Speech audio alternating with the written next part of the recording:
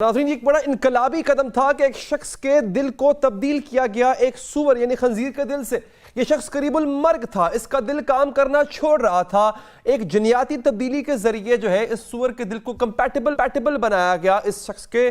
جسم سے، اور اس کو اس میں داخل کر کے اب وہ شخص جو ہے وہ زندہ ہے، ٹھیک ٹھاک ہے، صحت مند ہے۔ اسلام اس بارے میں کیا کہتا ہے؟ اسلام پیوند کاری کے بارے میں، یا اس کے ساتھ ساتھ کچھ لوگ یہ بھی کہتے ہیں کہ وہ مرنے سے پہلے اپنے کچھ جسم کے اعضاء جیسے آنکھیں خاص طور پہ ان کو ڈونیٹ کر دیتے ہیں تاکہ کسی اور کی آنکھوں میں روشنی آ سکے۔ اسلام اس حوالے سے کیا کہتا ہے؟ ہمارے ساتھ موجود ہیں جناب اسکالر محمد حسن الیاس، شکر گزار ہوں سر آپ کا۔ حسن صاحب، اسلام میں کیونکہ بعض علماء کی رائے اس پہ مختلف ہے، بعض کی اور ہے، میں چاہوں گا حتمی طور پہ کیا اتفاق ہوا ہے، کیا اجماع ہوا ہے علماء کا پیوند کاری اور یہ جو ڈونیٹ کر دینا ہے اعضاء کا، یہ کیسا ہے اسلام میں؟ دیکھیے، پچھلی 2 صدیوں میں سائنس نے جو کرشمے دکھائے ہیں اور انسانوں کے لیے جو سہولیات پیدا کی ہیں، ان میں ایک معجزاتی ترقی ہے انسانی اعضاء کی پیوند کاری،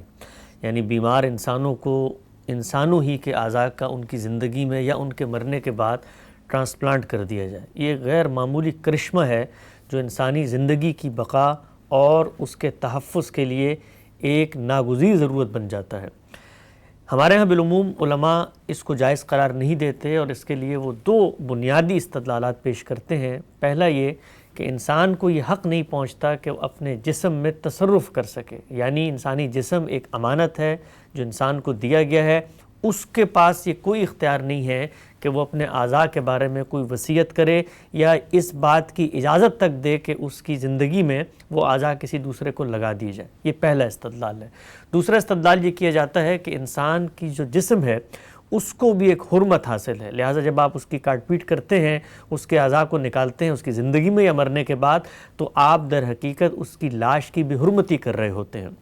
اگر آپ دقت نظر سے ان دونوں چیزوں کا جائزہ لیں تو یہ بات بالکل واضح ہو جاتی ہے کہ یہ دونوں استدلالات بہت کمزور ہیں۔ یہاں تک پہلی بات کا تعلق ہے کہ انسان کو یہ حق ہی نہیں پہنچتا ہے، جسم اس کو امانت کے طور پہ دیا گیا ہے کہ وہ اس میں تصرف کر سکے، تو آپ یہ دیکھیے کہ یہ حق خود اللہ تعالیٰ انسان کو دیتے ہیں۔ جب وہ کہتے ہیں کہ نکلو حق کے رستے میں اور جان مال کی قربانی دو، تو انسان اپنے ارادے اور اختیار سے اپنے جان کو، اپنے مال کو، سب کو اللہ کے رستے میں قربان کر دیتا ہے۔ یہ جو جنگوں میں انسان جاتا ہے، جو وطن کا دفاع کرتا ہے، یہ جو حق کے لیے جہاد فی سبیل اللہ میں نکلتا ہے، تو وہاں پر وہ کیا کر رہا ہوتا ہے؟ یعنی اپنے آپ کو اس خطرے میں جھونک دیتا ہے جہاں اس بات کا امکان ہوتا ہے کہ اس کے جسم کو بھی نقصان پہنچے گا اور وہ شہید تک ہو جائے گا۔ اسی طریقے سے آپ یہ دیکھیے کہ ہمارے ہاں تقسیم وراثت میں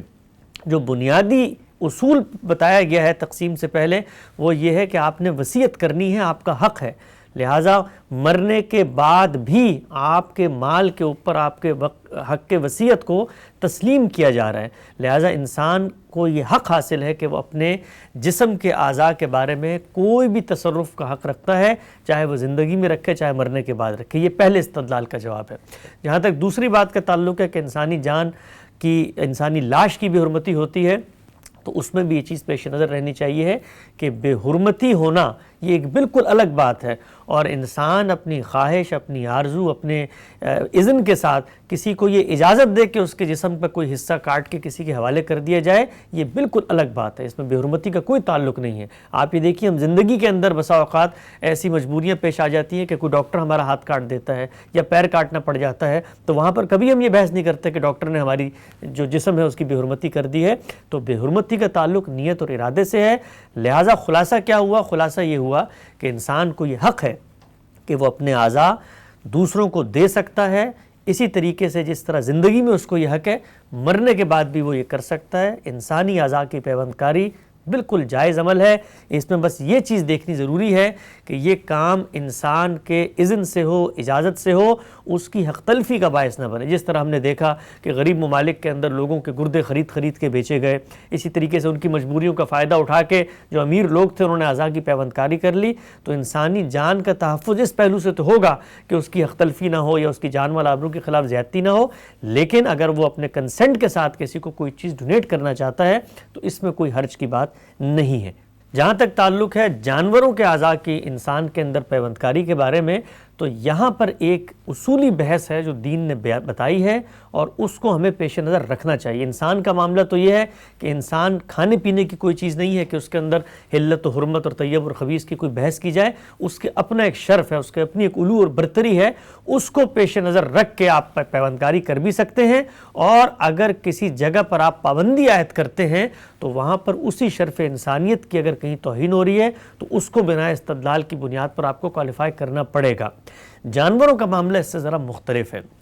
جانوروں کے اندر ہم یہ جانتے ہیں کہ دین نے ہمیں کچھ اصول دیے ہیں خورنوش کے باب میں، کھانے پینے کے باب میں۔ دین کا مقصد کیا ہے؟ تزکیہ، پاکیزگی۔ اسی پاکیزگی کا ظہور وہ دنیا کے ہر معاملے میں چاہتا ہے۔ ہماری زندگی کا ایک بڑا معاملہ کھانا پینا بھی ہے، تو کھانے پینے میں جو اصول بیان کیا ہے وہ ہے طیب اور خبیث کا، یعنی وہ جانور جن کے اندر خباثت پائی جاتی ہے۔ خباثت کسے کہتے ہیں؟ اس کو پھر ڈیفائن کیا ہے دین کے شارع نے کہ وہ جانور کہ جو چیر پھاڑ کرتے ہیں، جو درندے ہیں جن کے اندر کچلیاں ہوتی ہیں، جن کے اندر چنگال ہوتی ہیں، جس طرح خون درندگی کی علامت ہے، حرام کر دیا گیا ہے، وہ جانور کے اندر ہو تب بھی حرام ہے، آپ کو اس کو کاٹ کے نکالنا ہے خون اس کا۔ اسی طریقے سے درندگی ہے وہ خباثت جس سے انسانوں نے بچنا ہے۔ اللہ تعالیٰ یہ چاہتے ہیں کہ انسان اپنے آپ کو پاکیزہ تر کرے، لہٰذا ان درندوں سے اس نے اپنے آپ کو دور رکھنا ہے، ان کو کھانا پینا نہیں ہے۔ قرآن مجید نے یہی بتایا ہے کہ وہ چیزیں جو طیبات ہیں، اور وہ بھی چیزیں کیا ہیں جو اعلیٰ طائم یہ تو مجھے کھانے والے جانتے ہیں، تو درندے حرام کیے گئے ہیں۔ انہی درندوں میں سے بعض درندے ایسے تھے جو مشتبہات کی حیثیت رکھتے تھے، یعنی ان کی اگر اسپیشیز کے لحاظ سے دیکھا جائے تو وہ ان جانوروں میں سے ہیں جن کو ہم بہیمۃ الانام کہتے ہیں، جو چرندے ہوتے ہیں، لیکن اگر اپنی حرکات کے لحاظ سے یا اپنی حیت کے لحاظ سے دیکھا جائے تو ان میں درندگی کا پہلو بھی پایا جاتا ہے۔ سور انہی میں سے ایک جانور ہے، اس لیے کہ اس کے یہاں پر کچلیاں ہوتی ہیں جو چیر پھاڑ کرنے کی علامت ہے، لیکن وہ اسپیشیز گوٹکی سے ہے۔ تو یہ وہ پہلو تھا اس کے اندر مشتبہ، جس کی وجہ سے جس طرح شیر، چیتے اور باقی چیر پھاڑ کرنے والے جانور درندے حرام ہیں، اس کی بھی حرمت کا قرآن مجید نے صریح فیصلہ کر دیا۔ اب جب یہ فیصلہ کھانے پینے کے بارے میں ہوا ہے تو انسان کی ایک طبیعت، ایک ذوق، ایک تہذیب بھی اس سے ڈیولپ ہوتی ہے۔ اسی طریقے سے انسانی عقل جب اللہ تعالیٰ کے احکام پر غور کرتی ہے تو اس سے کچھ عقلی لازمے یا عقلی اقتضاءات یا عقلی نتائج بھی پیدا ہوتے ہیں۔ تو اس صورتحال میں اگر کوئی شخص آگے بڑھ کے یہ کہتا ہے کہ صرف استرار کے اندر، چونکہ ایک حرام چیز تھی، استرار کے اندر جب جان پہ بنائے تبھی ہم نے یہ کام کرنا ہے، تو اس میں کوئی حرج کی بات نہیں ہے، اس لیے کہ حلت و حرمت کی ساری بحث استرار میں ختم ہو جاتی ہے، اس اصول کے ساتھ کہ وہاں پر آپ نے سرکشی نہیں کرنی اور گناہ میں آگے نہیں بڑھنا۔ غیر بائن ولا عاد، اللہ تعالیٰ نے یہ اصول بتا دیا ہے۔ لیکن اگر استرار کا معاملہ نہیں ہے تو پھر دین کا ایک عالم، ایک فقیہ آگے بڑھ کے لوگوں کو یہ توجہ ضرور دلائے گا کہ اس چیز کو آپ ہنیہ مریہ نہ سمجھیں، اس کو ایک نارمل روٹین کی چیز نہ سمجھیں کہ جی آج آپ کہیں کہ ہم انسانی جسم میں سور کا دل لگا رہے ہیں، اس سے کوئی فرق نہیں پڑتا، تو کل آپ سور کا گوشت کھانا شروع کر دیں اور یہ تجزیہ پیش کریں کہ آلریڈی دل تو گوشت کا موجود ہی ہے تو فرق کیا پڑتا ہے اب۔ تو ہم نے یہ بتانے کی کوشش کی ہے کہ آپ کو یہ سمجھنا چاہیے اگر کوئی چیز حرام ہے تو اس کے کیا لازمی تقاضے یا نتائج تھے جو اس کی حرمت کا باعث بنے تھے۔ اگر آپ کوئی چیز کھاتے ہیں تو آپ کے جسم کا حصہ بنتی ہے، تو اگر وہ حصہ بن کے ممنوع قرار دی گئی ہے تو آپ کسی کا عضو اٹھا کر لگا لیتے ہیں، تو یہ صرف استرار میں ہونا چاہیے۔ اس کی ایک اور ریزن بھی ہے، دل جیسے معاملے کے اندر ایک اور حساسیت بھی ہے، وہ یہ کہ انسان یا سائنس تجربہ کرتی ہے ظاہر کا،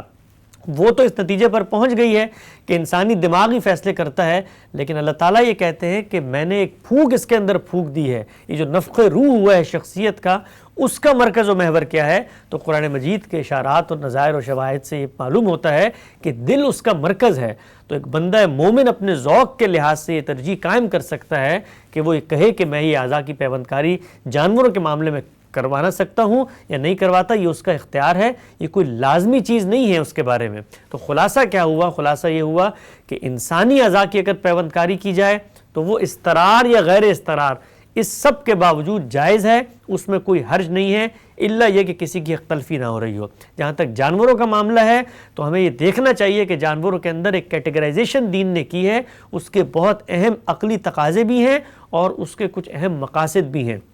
ان کو پیش نظر رکھتے ہوئے صرف استرار میں جب جان پر بن آئے تب تو کسی بحث کی گنجائش ہی نہیں ہے، آپ جو چاہیں کام کریں ان حدود و شرائط میں، اور اگر جان پہ بننے کا معاملہ نہیں ہے تو پھر وہاں پر یہ ضرور سوچنا چاہیے ہے کہ ہم اپنی تہذیب میں بھی جو حرمتیں ہیں ان کی ایک حساسیت پیدا کریں، اپنی شخصیت میں بھی وہ ذوق پیدا کریں، اسی طریقے سے ان چیزوں کے جو لازمی عقلی تقاضے ہیں ان کی مماثلت کو پیش نظر رکھ کے بھی کسی فیصلے تک پہنچے۔ آپ نے بڑی امپورٹنٹ بات کر دی ہے۔ پروگرام یہاں پر ختم ہو چاہتا ہے، مجھے دیجیے اجازت، اللہ نے کے بعد